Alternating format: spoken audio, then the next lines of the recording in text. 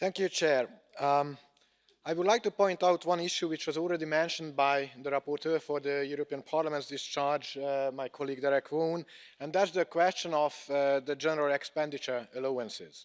After long years of efforts, now we are closer than ever to introduce a minimally acceptable scheme for the transparency of the GEA expenditure.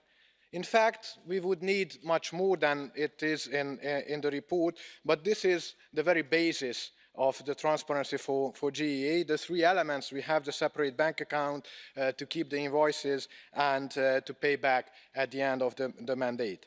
Unfortunately, there are amendments in the Parliament to destroy this very minimal proposal.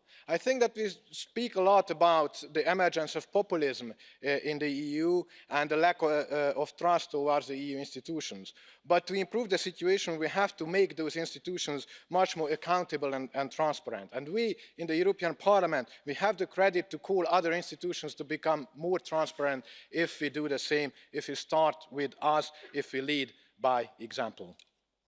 I have a very short answer to that.